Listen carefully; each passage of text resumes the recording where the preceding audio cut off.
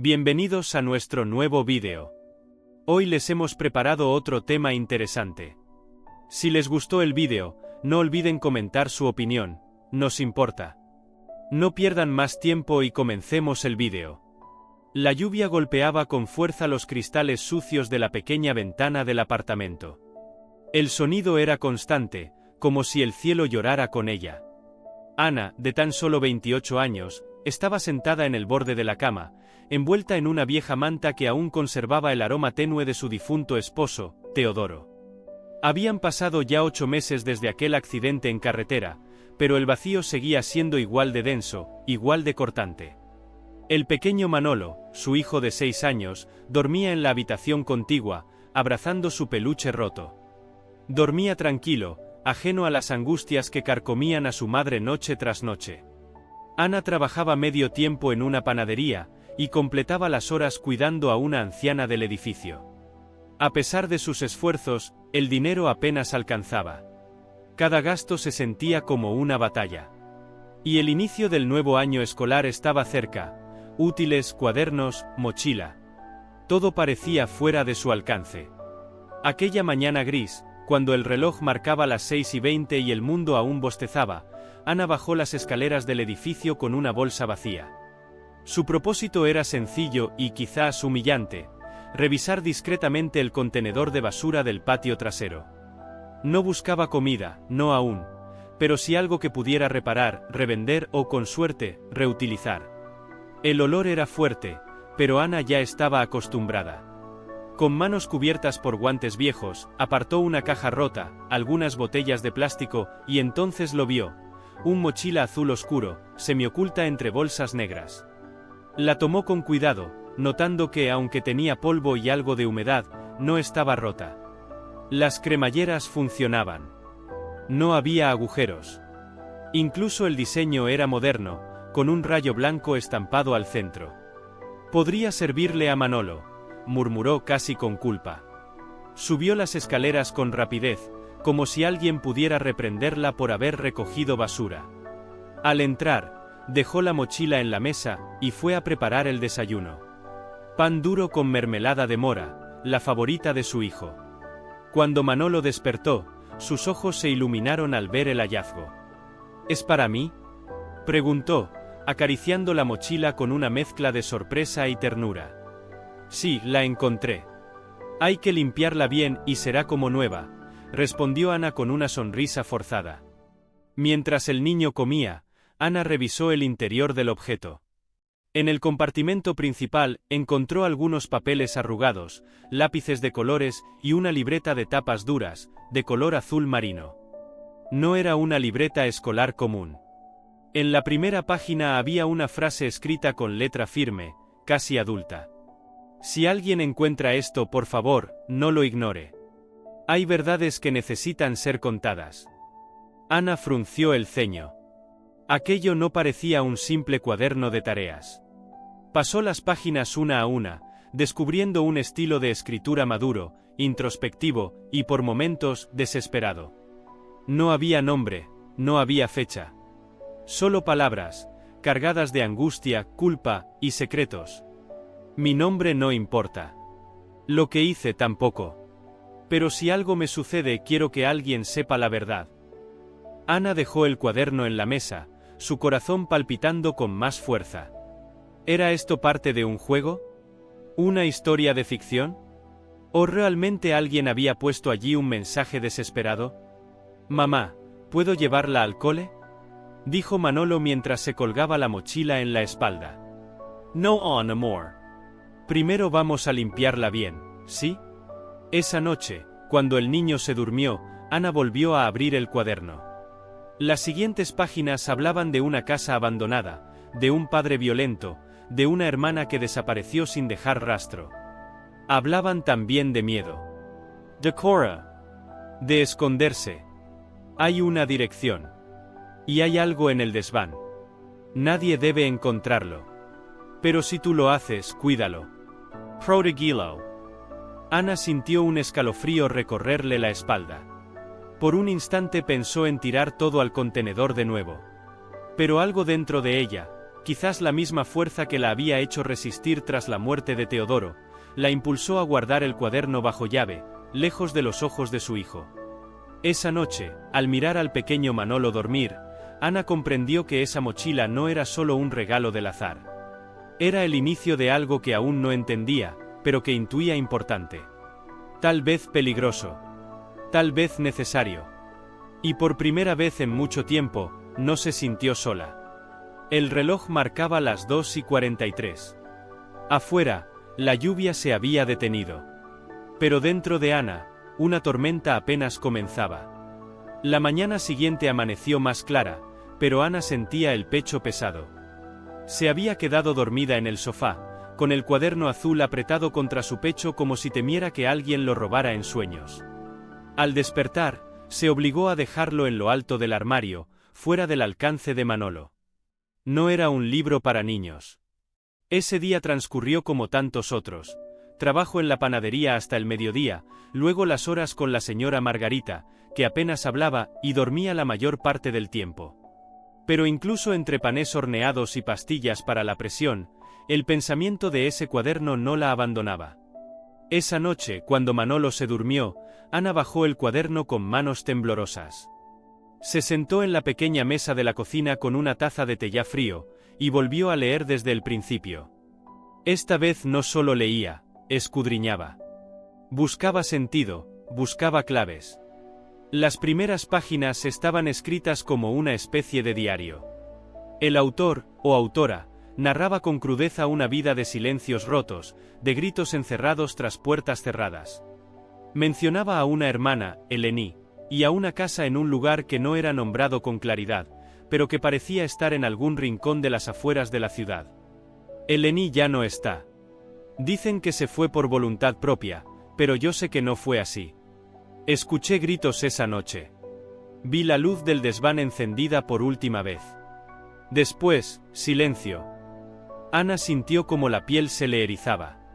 Había algo inquietante en la manera en que el autor hablaba de su entorno, como si viviera escondido, como si su única forma de hablar fuera escribiendo.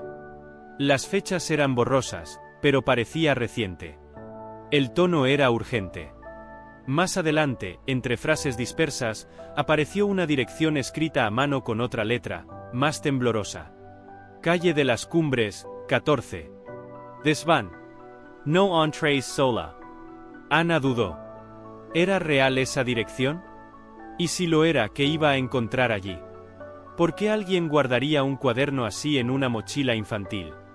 ¿Estaba hecho para que alguien lo encontrara, o alguien lo había perdido por accidente?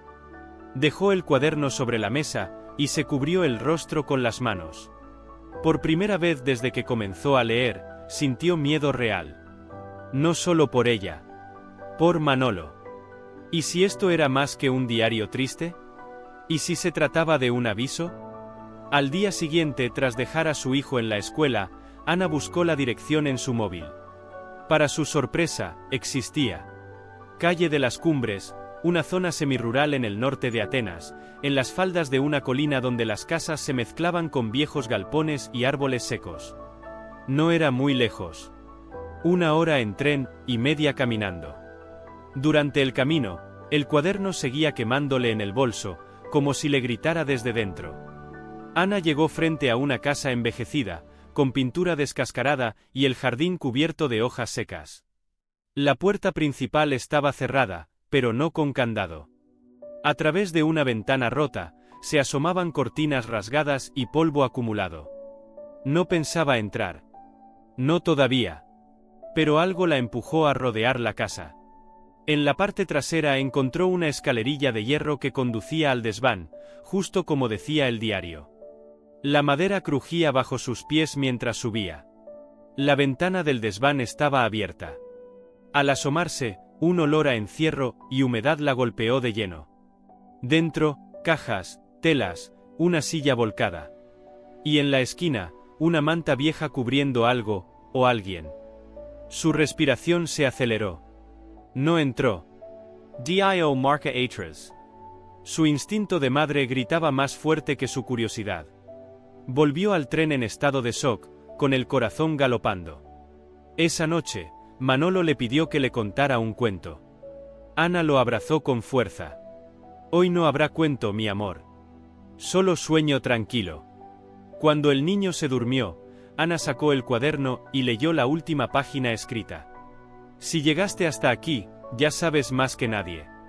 No tengo otra forma de gritar. Si encuentras a Eleni, no la dejes sola. Ana cerró el cuaderno lentamente.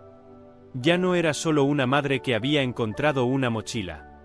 Ahora era la única que sabía de una historia escondida, de una voz olvidada en un desván, de una joven, quizás aún viva, esperando ser encontrada. Y aunque no lo admitiera aún, dentro de ella empezaba a nacer algo más fuerte que el miedo, una necesidad de hacer justicia.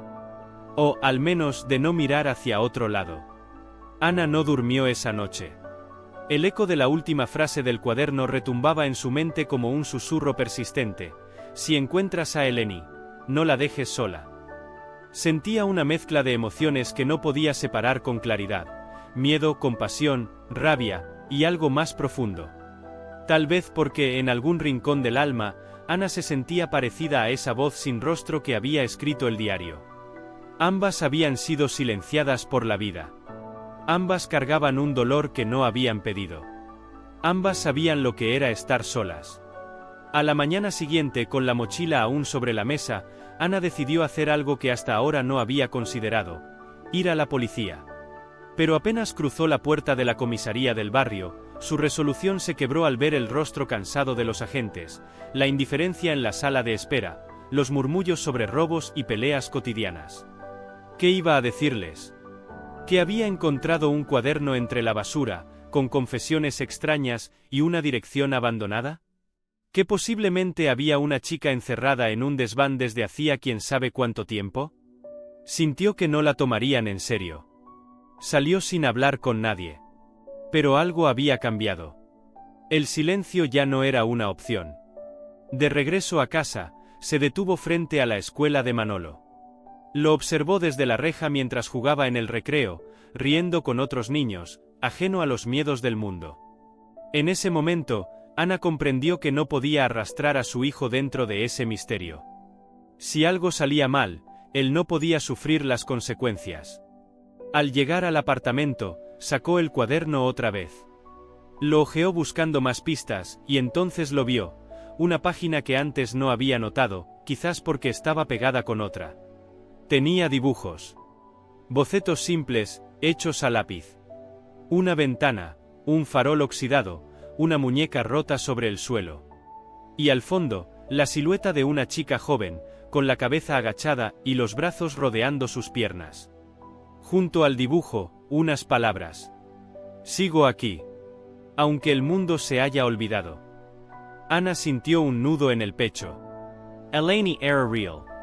No había duda. Tomó una decisión.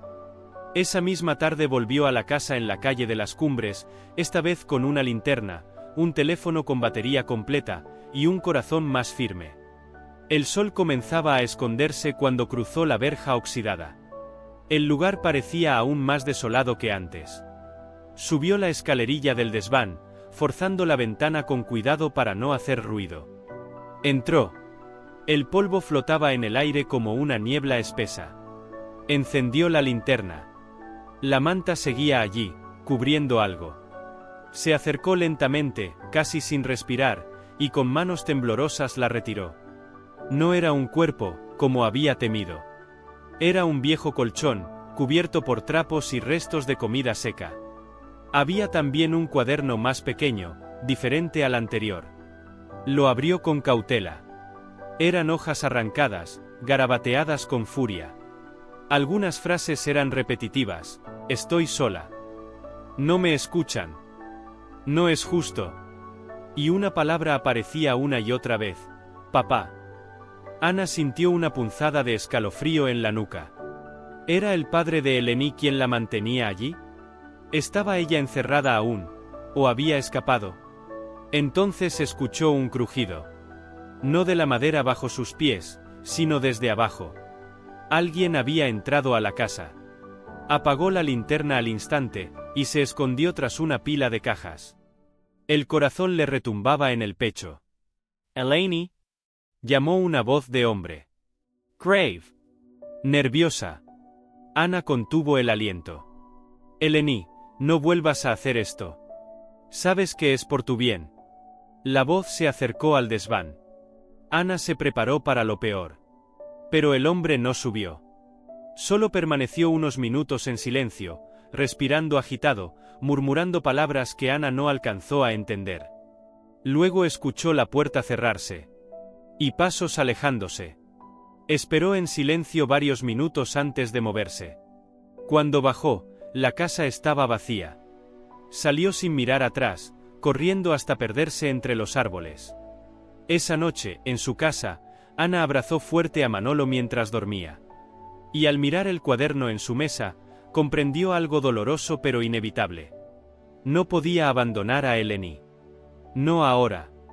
No después de haber oído esa voz. Ana no durmió en toda la noche. El rostro de aquel hombre, su voz temblorosa llamando a Eleni, la sensación de encierro y los dibujos del cuaderno. Todo se mezclaba en su mente como una tormenta sin descanso. Ya no era solo una intuición. Había estado allí. Lo había escuchado. Y eso confirmaba lo que más temía. Eleni no era una historia del pasado. Seguía viva. O al menos, había estado viva hace poco. Al amanecer, con las primeras luces filtrándose por la cortina, Ana decidió actuar. Ya no podía simplemente observar desde lejos. Tampoco podía correr el riesgo de que ese hombre regresara y encontrara el nuevo cuaderno faltante. El miedo no era suficiente para detenerla. La rabia, la compasión y la responsabilidad habían crecido más. Fue directamente a la biblioteca municipal, la única que tenía ordenadores con acceso público a archivos locales.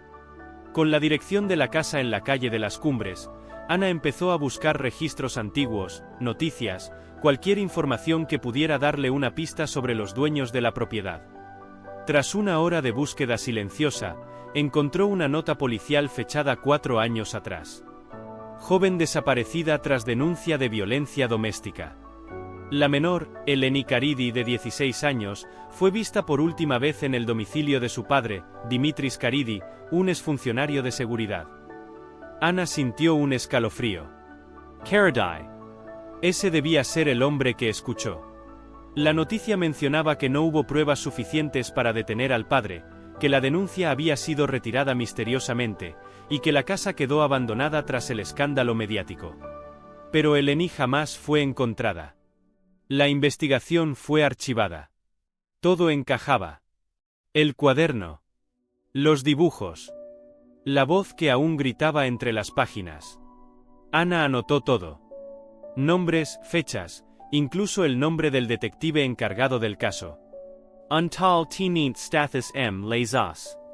Decidió intentar una última vía, hablar con él directamente. Lo encontró a través de una red de jubilados de la policía. Su número de contacto estaba desactualizado, pero logró dar con una dirección de correo electrónico. Le escribió un mensaje largo, explicando todo lo que había vivido desde que encontró la mochila. Adjunto fotos del cuaderno, la dirección, los dibujos y sobre todo, su miedo de que Eleni pudiera aún estar encerrada o peor. Cerró el mensaje con una súplica. No estoy segura de lo que he visto, pero no puedo callar. Si hay algo que usted pueda hacer, por favor. Envió el correo sin mucha esperanza. Pero esa misma noche, recibió una respuesta. SRA. Ana. Me retiré hace 2 años, pero recuerdo el caso Karidi.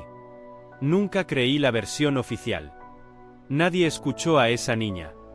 Si está dispuesta a hablar en persona, puedo ir mañana a su casa. Pero debe entender. Si lo que dice es cierto, estamos frente a algo muy serio. Lazas. Ana no lo dudó. Le envió su dirección.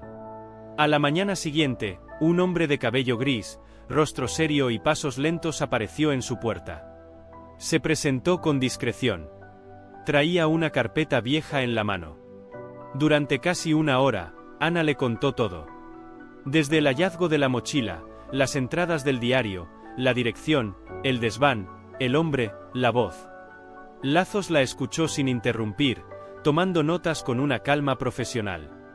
Cuando terminó, él abrió su carpeta. Había fotos, reportes, una imagen borrosa de una adolescente de cabello oscuro, ojos asustados. Esta es Eleni, dijo con tono grave. Y nunca creí que se hubiera escapado. Sabía que ese hombre mentía, pero no hubo pruebas.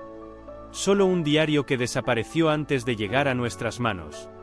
Ana se quedó helada. ¿Un diario? Sí. Ella lo escribió. Lo entregó a una vecina, pero se perdió. Ana comprendió al instante. El cuaderno. No era copia. Era el original. Había estado en esa mochila durante años. Lazos se incorporó. Voy a reabrir el caso. Pero necesito su ayuda. Debemos regresar a esa casa. Esta vez, con orden judicial. Ana asintió. Por primera vez, sintió que no estaba sola en esa búsqueda. Esa noche, mientras Manolo dormía tranquilo, Ana volvió a tomar el cuaderno entre sus manos. Lo acarició con cuidado. Aguanta un poco más, Eleni. Estamos cerca. La orden judicial llegó 2 días después.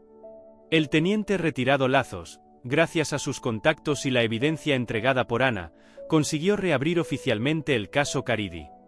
Aunque la policía activa no mostró demasiado entusiasmo, se designó una pequeña unidad para acompañarlos a la casa de la calle de las Cumbres. Nadie esperaba encontrar nada. Excepto Ana. Aquella mañana, el cielo estaba cubierto de nubes pesadas, como si incluso el clima presintiera lo que estaba por ocurrir. Ana dejó a Manolo con la vecina, dándole un beso largo en la frente, como si temiera no volver. Luego subió al coche de Lazos en silencio. La vieja casa los esperaba. Agachada. Polvorienta. Testigo silenciosa de algo que el mundo había preferido ignorar. Aquí es, dijo Ana, bajando con el corazón en la garganta. Los agentes inspeccionaron la entrada, rompieron los candados oxidados y entraron armados, con linternas al frente. La casa crujía con cada paso. El polvo bailaba en el aire como cenizas de un pasado no resuelto. Subieron al desván. El colchón, los cuadernos, las latas vacías, todo seguía allí, tal como Ana lo había dejado. Aquí vivía alguien, dijo uno de los policías con tono incrédulo. Pero no había nadie. Ana se sintió desfallecer. No puede ser, susurró. Ella estaba aquí. La escuché. Lazo se agachó junto a la pared del fondo, inspeccionando con los dedos. Esperen, aquí hay una diferencia en la madera, algo no cuadra. Ordenó a uno de los agentes que trajera una palanca. Quitaron 2 tablas sueltas. Y entonces, un silencio helado cayó sobre todos. Había una puerta oculta, diminuta, como la entrada a un armario o un escondite. Cerrada con llave por fuera. El oficial forzó la cerradura. La puerta se abrió lentamente, dejando escapar un olor denso, mezcla de humedad, encierro y lágrimas antiguas. Dentro, en una pequeña habitación sin ventanas, con paredes cubiertas de frases escritas con lápiz, había una colchoneta sucia, una manta, una muñeca rota, y una figura humana, delgada, encogida en un rincón, cubriéndose los ojos. «Eleni», susurró Ana, dando un paso hacia adelante. La figura tembló. «No, por favor, no otra vez». «No soy él», dijo Ana con voz quebrada. «Soy Ana. T. Encounter. Estás a salvo ahora. Te lo prometo». Lazos hizo una señal para que los paramédicos entraran. Pero Ana no se movió. Se arrodilló frente a la chica. Los ojos de Eleni eran grandes, vacíos, como pozos donde el tiempo se había hundido. Tenía cicatrices en los brazos. El cabello enmarañado. El cuerpo demasiado liviano. Pero respiraba. Estaba viva. Las lágrimas comenzaron a correr por el rostro de Ana. Lágrimas por esa niña que había sido olvidada. Por esa habitación sellada. Por todos los silencios. Eleni fue trasladada al hospital. Diagnóstico: desnutrición severa, trauma psicológico profundo, ansiedad extrema. Pero había esperanza. El cuerpo resistía. El alma, aunque rota, aún buscaba luz. Dimitris Karidi fue arrestado esa misma noche en una pensión de las afueras.